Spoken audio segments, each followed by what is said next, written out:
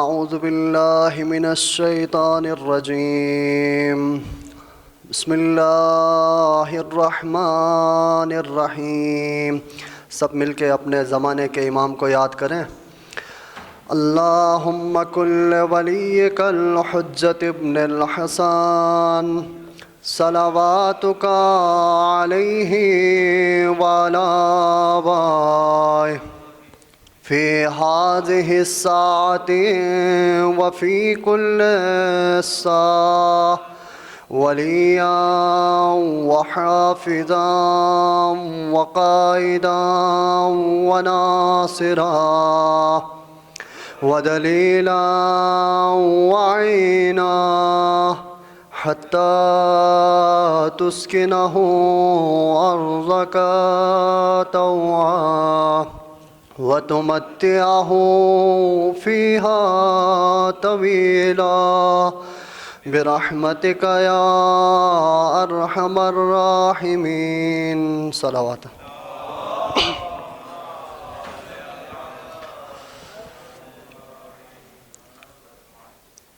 اعوذ باللہ من الشیطان الرجیم بسم اللہ الرحمن الرحیم۔ الحمد للہ رب العالمین والصلاة والسلام علی اشرف الانبیاء والمرسلین وخاتم النبیین وآلہ الطیبین الطاہرین، اما بعد، قال رسول اللہ صلی اللہ علیہ وآلہ وسلم: من مات ولم یعرف امام زمانہ مات میتۃ جاہلیہ۔ صلوات۔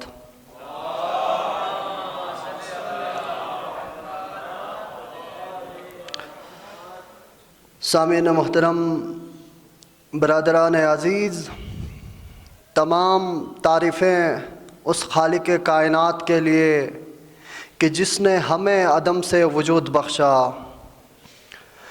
اور وجود خلقت عطا کرنے کے بعد خالق کائنات نے ہمیں اشرف المخلوقات میں سے قرار دیا۔ تمام تعریفیں اس خدا کے لیے کہ جس نے اشرف المخلوقات میں سے بنانے کے بعد آل محمد کے در سے متمسک قرار دیا، اور درود و سلام ہو ان ذوات اقدس پر، ان پاک ہستیوں پر کہ جن کے در کی گداگری پر فرشتے فخر محسوس کرتے ہیں۔ درود و سلام کے بعد خالق کائنات سے دعا کرتے ہیں کہ پروردگارا، یہاں پہ جتنے بھی حاضرین ہیں ان کے حوائج شرعیہ کو اپنی بارگاہ میں قبول و مقبول عطا فرما، اور ہماری اس قلیل سی عبادت کو اپنی بارگاہ میں شرف قبولیت عطا فرما۔ ان دعاؤں کی قبولیت کے لیے اور وقت کے امام کے ظہور میں تعجیل کے لیے ایک مرتبہ درود بھیجیں محمد و آل محمد میں۔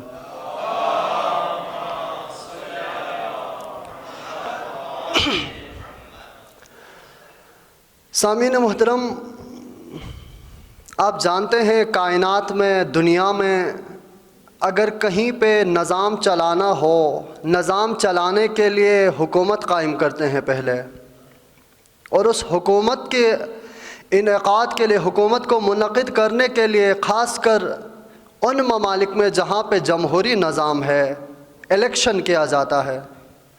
تو الیکشن کرنے کے لیے ضروری ہے اس حکومت کو قائم کرنے کے لیے مختلف پارٹیاں ہوں، یہ آپ بہتر جانتے ہیں۔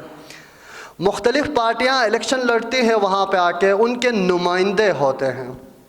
جیسے کچھ ہی دن پہلے ہمارے ملک میں بھی الیکشن ہوئے تھے، ابھی حکومت بننے کے مراحل میں ہے۔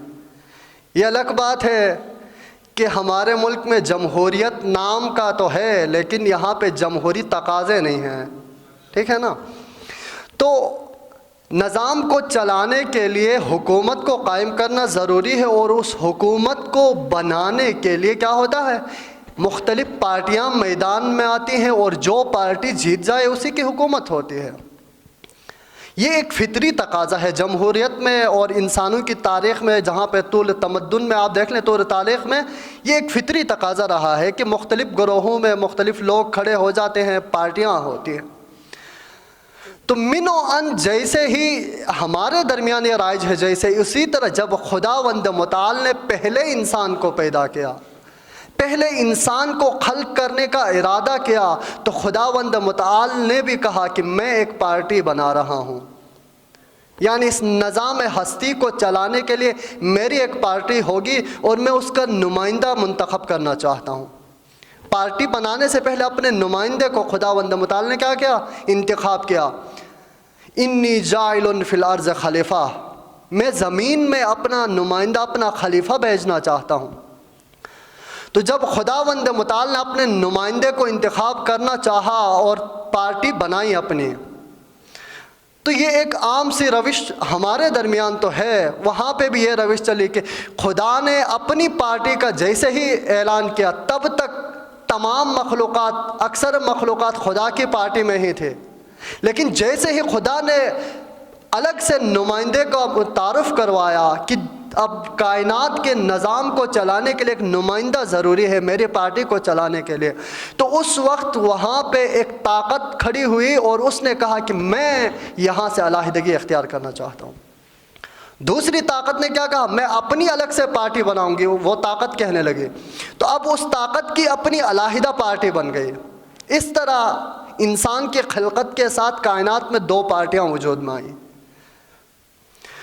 اب دونوں پارٹیوں کا اپنا منشور تھا، دونوں پارٹیوں نے اپنے نام رکھے، بلکہ خدا نے دونوں پارٹیوں کو نام دیا۔ خدا نے کیا کہا؟ آج کے بعد قیامت تک یہ دونوں پارٹیاں چلتی رہیں گی، اور ان پارٹیوں کے نام بھی ہیں۔ خدا نے خود کہا، ایک کو کہا حزب اللہ اور ایک کو حزب الشیطان۔ توجہ ہے، یہ دونوں پارٹیوں کا نام خدا نے خود رکھا۔ خدا نے رکھنے کے بعد کیا کہا؟ آج کے بعد قیامت تک یہ دونوں طاقتیں، یہ دونوں پارٹیاں اپنے نمائندوں کے ذریعے سے حکومت قائم کرنے کی کوشش کریں گے۔ تو ان دونوں پارٹیوں کا الگ منشور ہوگا، ان کی الگ پہچان ہوگی۔ کوئی اگر کسی پارٹی کو جوائن کرنا چاہتا ہے، اس کا کارکن بننا چاہتا ہے، تو وہ اپنی پارٹی کی معرفت حاصل کرے۔ بس وہ جیسے ہی اپنی پارٹی کی معرفت حاصل کرے گا، وہ اس کا پارٹی کا کارکن ہوگا۔ اب جو دو پارٹیاں ہیں، ان کی پہچان کیا ہے؟ ان کا منشور کیا ہے؟ یہ پارٹیاں اپنے نمائندے کیسے بھیجتی ہیں؟ یہ طویل بحث ہے، مختصراً آج ان نمائندوں کی معرفت کے بارے میں بات ہوگی۔ آج کے دور کے نمائندے جو ہیں اس پارٹی کے، حزب اللہ کے، اس کی معرفت کے بارے میں بات ہوگی۔ تو خداوند متعال نے کیا کیا؟ دو پارٹیوں کا تعارف کروا کے کہا کہ جو سب سے پہلے اپنی پارٹی کے بارے میں کہا، بسم اللہ الرحمن الرحیم، وَمَن يَتَوَلَّ اللَّهَ وَرَسُولَهُ، جو اللہ اور اس کے رسول کو ولی بنائیں، وَالَّذِينَ آمَنُوا، اور ان لوگوں کو ولی بنائیں جو صاحبان ایمان ہیں، پس فَإِنَّ حِزْبَ اللَّهِ هُمُ الْغَالِبُونَ۔ بس یہ تین شرائط بتا دی خدا نے کہ جو اللہ کو اپنا ولی بنائے، اس کے رسول کو اپنا ولی بنائے، اور صاحبان ایمان کو اپنا ولی بنائے، تو وہ اللہ کی پارٹی کا کارکن ہے، وہ اللہ کی پارٹی کا بندہ ہے۔ تو بس جو اللہ کی پارٹی کا بندہ ہوگا، جو اللہ کی پارٹی میں شامل ہوگا، تو آگاہ رہو کہ یہ قیامت تک اللہ کی پارٹی ہی فتح یاب ہوگی، کامیاب ہوگی۔ یہ تھی ایک اللہ کی پارٹی، اس کی پہچان حزب اللہ کے نام سے ہو گئی۔ اب دوسری پارٹی جسے حزب الشیطان کہا، اس کے بارے میں خداوند متعال نے کیا کہا؟ استحوذ علیہم الشیطان، بس شیطان ان پر غلبہ حاصل کر لیتا ہے۔ دوسری پارٹی کا جو مین جو طاقت ہے، سرچشمہ ہے، وہ کیا کر لیتا ہے؟ شیطان ہے، اور وہ ان پر غلبہ حاصل کر لیتا ہے۔ پھر اس کے بعد فَأَنْسَاهُمْ ذِكْرَ اللَّهِ، وہ جو اس کے پارٹی کے کارکنان ہیں، ان کے دلوں سے ذکر خدا کو بلا دیتا ہے۔ بس جو بھی بندہ شیطان کی پارٹی کا کارکن بنے گا، کیا ہوگا؟ اولئک حزب الشیطان، جو ذکر خدا کو بھول جائے تو گواہ رہو، آگاہ رہو کہ یہی شیطان کی پارٹی کا نمائندہ ہے، شیطان کی پارٹی کا کارکن ہے۔ اور یہ کہنے کے بعد پھر آگے کہا، الا ان حزب الشیطان هم الخاسرون، آگاہ رہو کہ جو شیطان کی پارٹی کا نمائندہ ہوگا، جو شیطان کی پارٹی کا کارکن ہوگا، تو وہ خسارے میں ہے۔ بس دو پارٹیاں ہمارے سامنے وجود میں آئیں۔ تو آپ کائنات میں دیکھ لیتے ہیں، کسی پارٹی کا نمائندہ اگر آتا ہے تو اس پارٹی کا کارکن کیا کرتا ہے؟ طرف مقابل کو جو اس پارٹی سے آشنائی نہیں رکھتا اس کو اپنی پارٹی میں بلانے کے لیے کیا کرتا ہے؟ اپنے نمائندے کی صفات بتاتا ہے، اپنے نمائندے کے اپنے پارٹی کی معرفت پہچان کرواتا ہے، جس کے بعد سامنے والے کو بلا لیتا ہے کہ آ جائیں ہماری اس پارٹی میں، اس میں آپ کے لیے یہ کام ہوگا، یہ سہولیات ہیں، اس پارٹی کا نمائندہ ایسا ہے۔ بس طرف مقابل کو اپنی پارٹی میں بلانے کے لیے ضروری ہے کہ آپ اپنی پارٹی کے نمائندوں سے آشنائی حاصل کریں۔ تو ہم خود کو جو حزب اللہ کے کارکن سمجھتے ہیں، اللہ کی پارٹی کے پیروکار سمجھتے ہیں، خود کو سپورٹر سمجھتے ہیں، تو آئیے ہماری اس پارٹی کا نمائندہ کون ہے اس کی معرفت حاصل کر لیں۔ جس دن ہمیں اپنی پارٹی کے نمائندے کی معرفت حاصل ہوگی تب ہم دوسروں کو دعوت دے سکیں گے اپنی پارٹی میں۔ تو آج معرفت اس پارٹی کا جو نمائندہ ہوگا، زمانے کا جو نمائندہ ہے، اس کی معرفت پہ بات ہوگی۔ تو جس حدیث مبارکہ کو اپنا سرنامہ کلام قرار دیا تھا، اس میں رسول خدا صلی اللہ علیہ وآلہ وسلم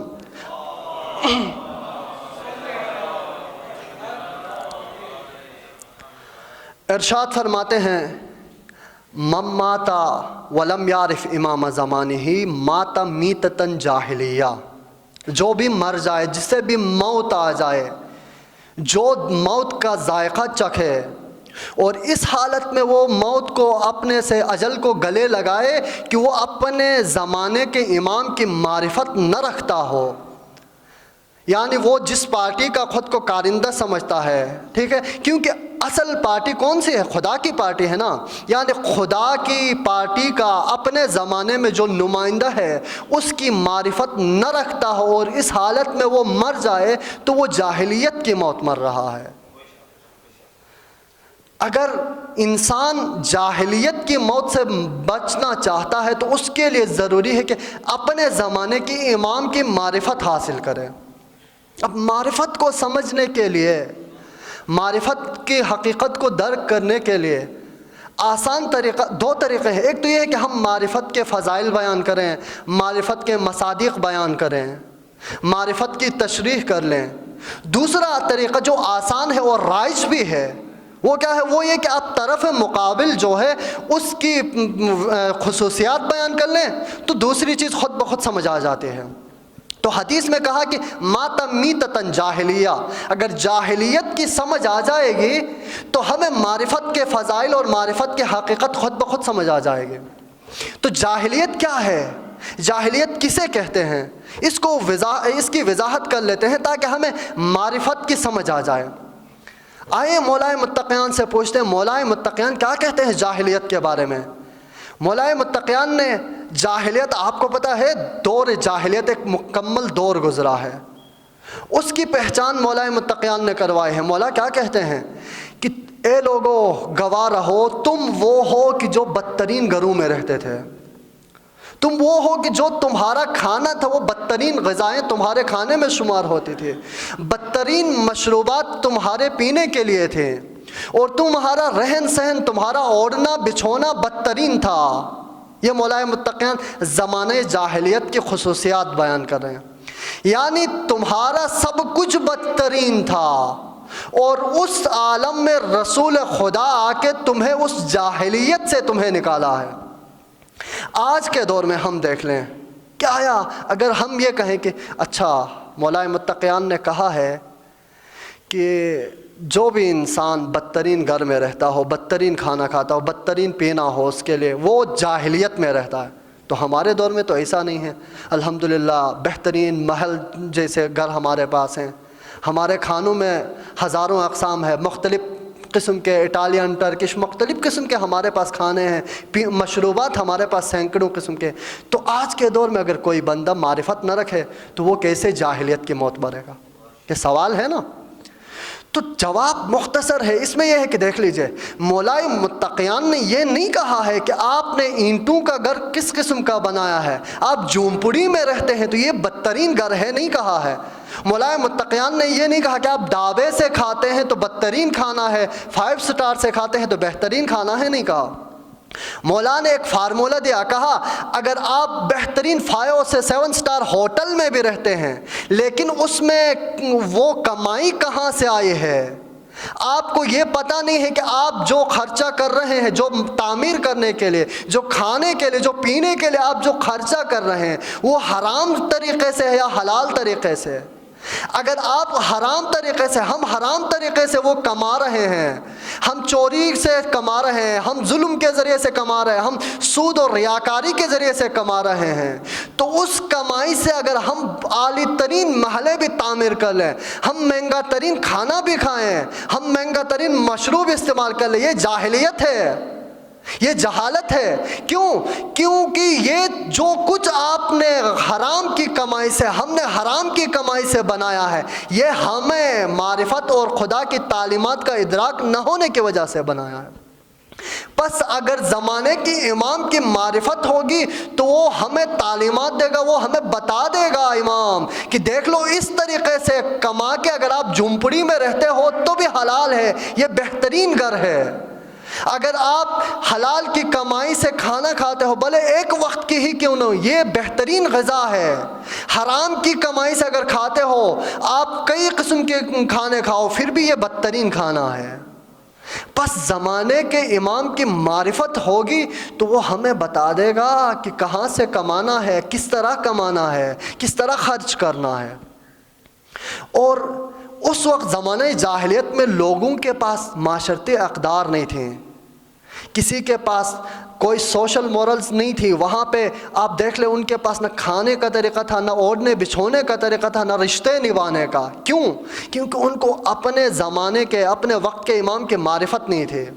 تو اگر کوئی انسان اپنے وقت کے امام کی معرفت حاصل کرے گا تو وہ ان چیزوں سے بچے گا۔ تو اس لیے ضروری ہے کہ انسان اپنے وقت کے امام کی معرفت حاصل کرے۔ ایک مرتبہ درود بھیجو محمد وعلی محمد۔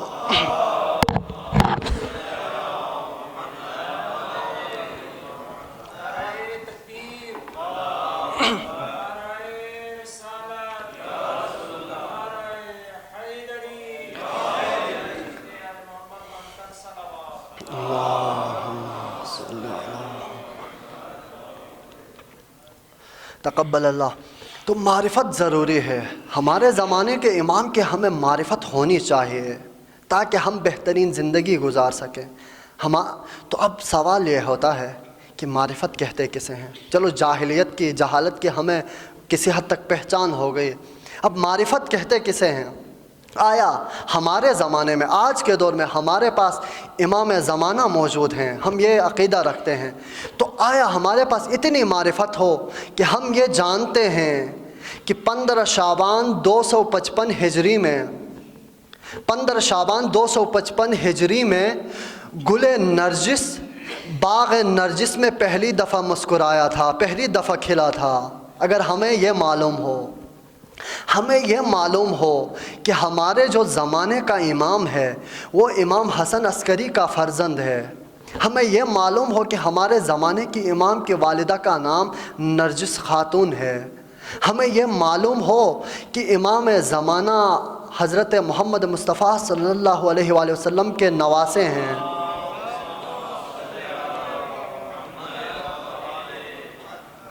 آیا اسے معرفت کہہ سکتے ہیں؟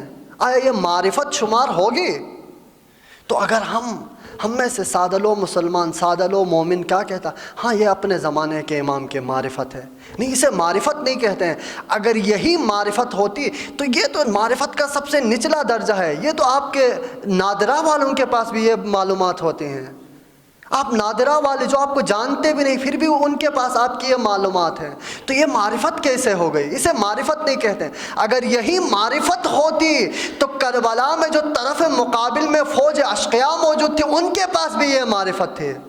اس وقت جو امام حسین کے ساتھ جنگ کے لیے آئے تھے وہ بھی اتنی معرفت رکھتے تھے کہ ہمارے سامنے ہمارے دور کا افضل ترین شخص موجود ہے، ہم جس سے جنگ لڑنے آئے ہیں یہ فرزند زہرا و علی ہیں۔ وہ یہ جانتے تھے کہ یہ نواسے رسول ہیں، وہ یہ بھی جانتے تھے کہ رسول خدا نے اس ذات کو، اس شخصیت کو جس سے ہم جنگ لڑنے آئے ہیں، اسے اپنے کندھوں پہ سوار کر کے چلایا ہے۔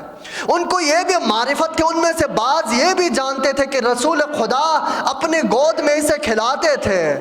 تو یہ تو معرفت نہیں تھی۔ اگر یہ معرفت ہوتی تو کوئی مائی کا لال ہے، کوئی باضمیر انسان ہے جو یہ کہہ سکے کہ جو طرف مقابل تھے، جو قاتلان تھے، وہ مرتے وقت جاہلیت کی موت نہیں مرے ہیں؟ کوئی یہ کہہ سکتا ہے؟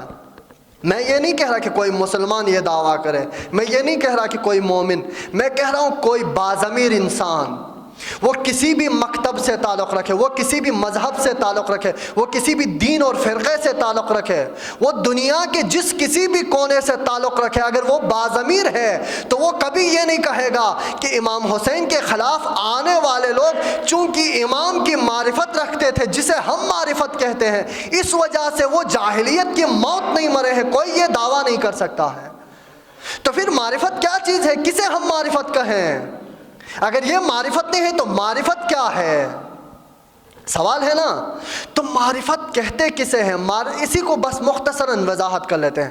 معرفت سے مراد صرف بایو ڈیٹا جاننا نہیں ہے، بلکہ معرفت یہ ہے کہ آپ اپنے زمانے کے امام کو امام مان لو، اپنی جان کے اوپر اس کو تسلط اختیار حاصل ہے، یہ پہچان لو۔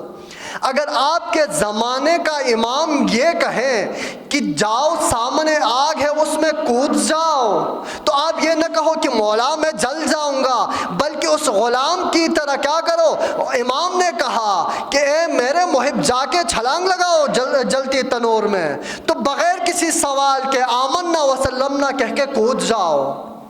یہ معرفت ہے۔ آپ اپنے زمانے کے امام کی تعلیمات سے، ہم اپنے زمانے کے امام کی تعلیمات سے آشنائی حاصل ہو، ان پہ عمل کریں، یہ معرفت ہے۔ آئے خود امام زمانہ سے پوچھ لیتے ہیں معرفت کیا ہے۔ جب امام کی ولادت ہوئی، بہت کم لوگ جانتے تھے کہ امام کی ولادت ہو گئی ہے۔ امام حسن عسکری کا ایک غلام تھا طریحی نام کا، وہ جیسے ہی گھر میں داخل ہوتے ہیں، گہوارے میں ایک معصوم بچہ ہے، وہ جانتا تھا کہ یہ آنے والا میرا امام ہے، میرے وقت کا امام ہوگا یہ امام حسن عسکری کے بعد۔ السلام علیکم یا ابن رسول اللہ کہہ کے سلام کرتا ہے۔ جیسے ہی طریحی نے سلام کیا، سامنے سے گہوارے سے سلام کا جواب آتا ہے۔ جواب سلام کے بعد سوال کر لیتا ہے گہوارے سے امام زمانہ، کہتا ہے اے طریحی، اے میرے بابا کیسے، آپ جانتے ہیں میں کون ہوں؟ یہ تعجب نہ ہو کہ ایک معصوم کیسے گہوارے میں کلام کر سکتا تھا۔ کچھ دن پہلے میرے ایک برادر عزیز نے اس پہ مختصر مفصل بحث کی ہے، چونکہ دامن وقت میں گنجائش نہیں، اس طرف نہیں جانا۔ تو جیسے ہی امام نے پوچھا کہ اے طریحی آپ مجھے جانتے ہو، طریحی نے کیا کہا، میرے ماں باپ آپ پر قربان، میری جان آپ پر قربان، میں آپ کو جانتا ہوں، میرے امام وقت کے فرزند ہیں اور آنے والے وقت میں امام ہوں گے آپ۔ جیسے ہی طریحی نے یہ جواب دیا نا، سامنے سے امام زمانہ نے کیا جواب دیا، اے طریحی میری معرفت سے مراد یہ نہیں ہے، میں اس معرفت کا نہیں پوچھ رہا ہوں۔ تو حیران ہو کے پوچھتے ہیں یا ابن رسول اللہ، فرزند زہرا، آپ ہی بتائے آپ کی معرفت کیا ہے؟ تو امام نے کہا کہ دیکھ لو، مجھے خدا نے کس مقصد کے لیے، کس کام کے لیے، کون سا کام مجھ سے لینے کے لیے خلق کیا ہے، کس مقصد کے لیے مجھے امام بنا رہا، میرے مقصد سے آشنائی ہے آپ کو۔ یعنی امام زمانہ کے، اپنے وقت کے امام کی مقصد سے آشنائی ہو تو اسے آپ کہہ سکتے ہو کہ مجھے معرفت ہے۔ اگر آپ کو اور مجھے اپنے زمانے کے امام کی مقصدیت کا پتہ نہیں ہے تو یہ معرفت شمار نہیں ہوگی۔ مجھے یہ معلوم ہو کہ جب میرے وقت کا امام، میرا امام زمانہ جب ظہور کرے گا تو وہ کائنات میں ایک نظام کو لے آنے والا ہے، وہاں پہ امام زمانہ اس کائنات کو ظلم و جور سے پاک صاف کر کے عدل و انصاف کا نظام قائم کرے گا۔ یہ معلوم ہونے کے بعد اگر میں اپنے اندر عدل و انصاف کو، اپنے اندر عدل و انصاف کی صفت کو پیدا کروں تو یہ معرفت ہے۔ جو میرے ماتحت ہیں، جو میرے گھر والے ہیں، جن کے اوپر میرا تسلط ہے، ان کے ساتھ اگر میں عدل و انصاف کا دامن نہیں چھوڑ دیتا ہوں تو یہ معرفت ہوگی، کیونکہ میں جانتا ہوں کہ میرے وقت کا امام آئے گا تو وہ عدل و انصاف کا پیکر ہوگا۔ ٹھیک ہے، اسے معرفت کہتے ہیں۔ ایک معرفت کو واضح کرنے کے لیے ایک سادہ سی مثال دیتے ہیں۔ ایک مرتبہ درود بھیجے محمد عالم۔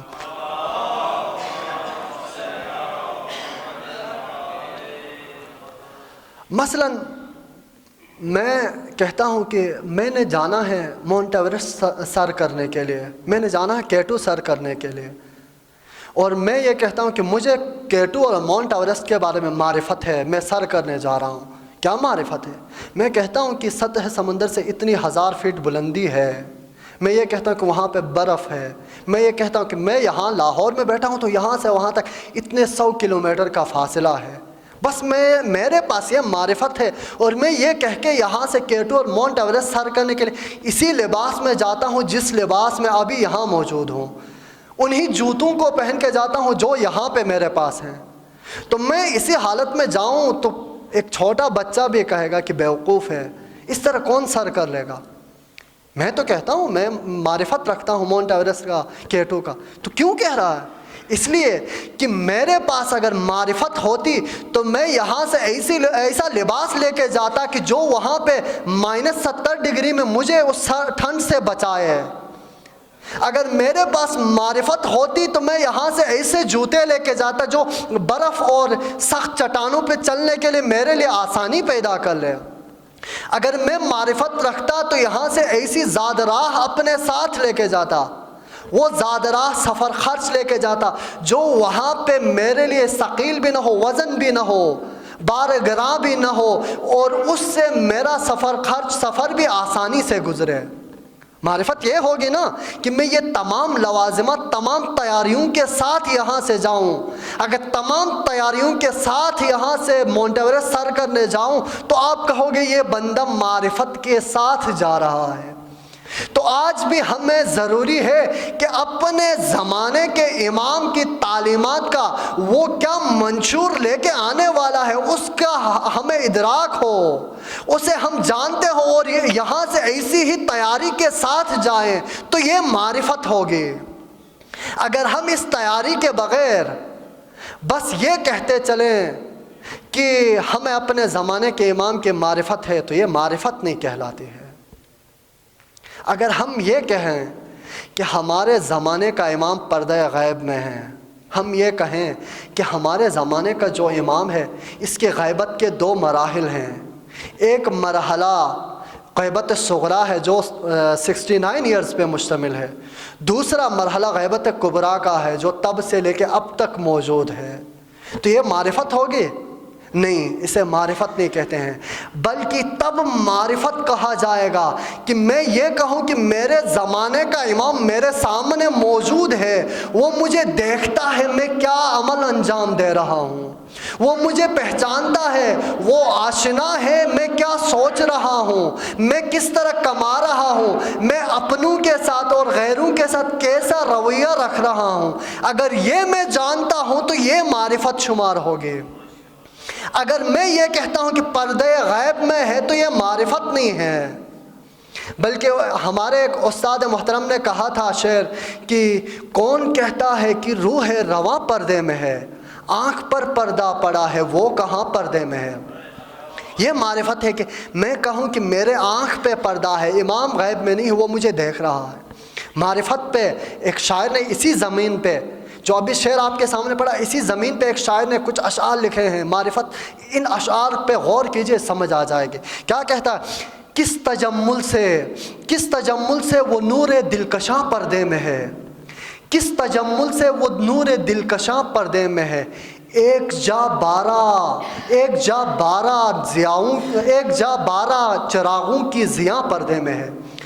کس تجمل سے وہ نور دلکشاں پردے میں ہے، ایک جا بارہ چراغوں کی ضیاء پردے میں ہے، وہ نظر آئے نہ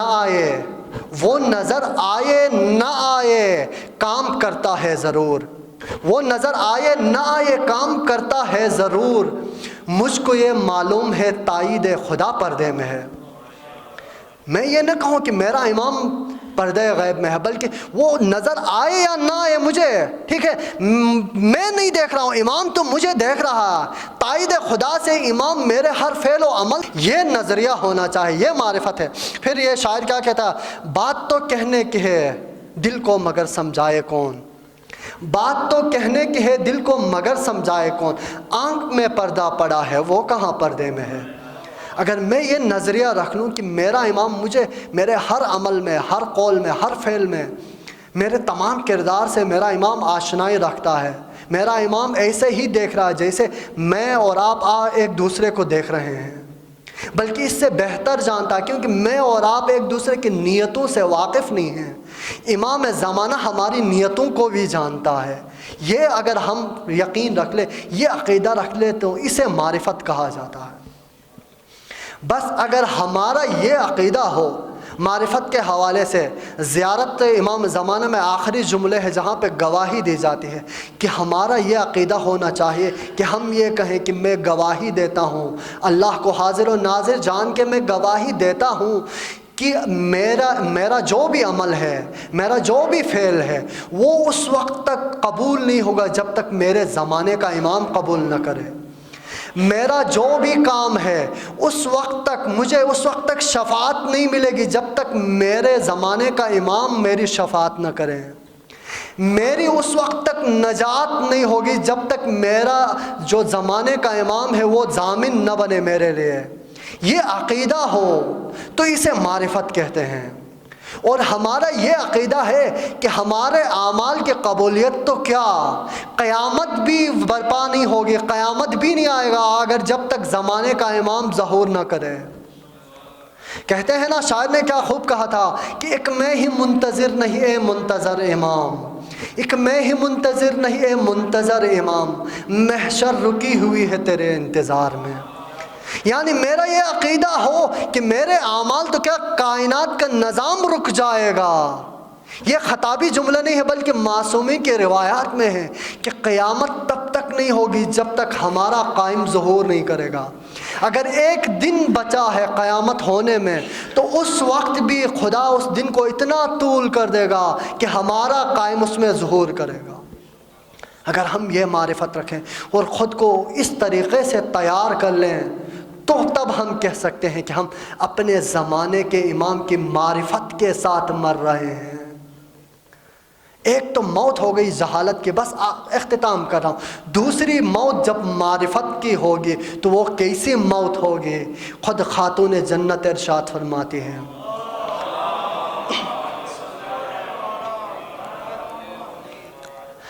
مات علی حب آل محمد مات استکمل الایمان۔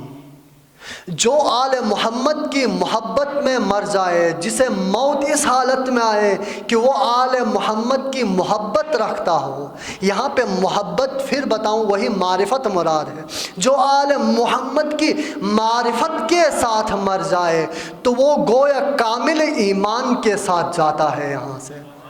بس ایک وہ حدیث جو پیغمبر نے ارشاد فرمائی تھی کہ من مات ولم یعرف امام زمانہ مات میتۃ جاہلیہ، ایک یہ حدیث ہے خاتون جنت سے کہ من مات علی حب آل محمد، من مات علی معرفت آل محمد مات فقد استکمل الایمان۔ یا خود رسول خدا کیا ارشاد فرماتے ہیں، من مات علی حب آل محمد مات شہیدا۔ اگر اس قسم کی معرفت کے ساتھ وہ جائے، اپنے زمانے کے امام کی ایسی معرفت رکھتے ہوئے جائے، تو پھر وہ ایمان کی موت مرا، وہ شہادت کی موت مرا۔ اگر یہ معرفت نہیں ہے تو وہ پھر اس کی موت جہالت کی موت ہوگی۔ بس اسی دعا کے ساتھ کہ مدت ہوئی ہے آنکھ کو روزہ رکھے ہوئے، مدت ہوئی ہے آنکھ کو روزہ رکھے ہوئے، آ جائے تیری دید سے افطار ہم کریں۔ پروردگارہ دعا ہے کہ اپنے اس آخری حجت کے ظہور میں تاج عطا فرما۔ پروردگارہ ہمارے زمانے کے امام کی معرفت حاصل کرنے کے ہمیں توفیق عطا فرما۔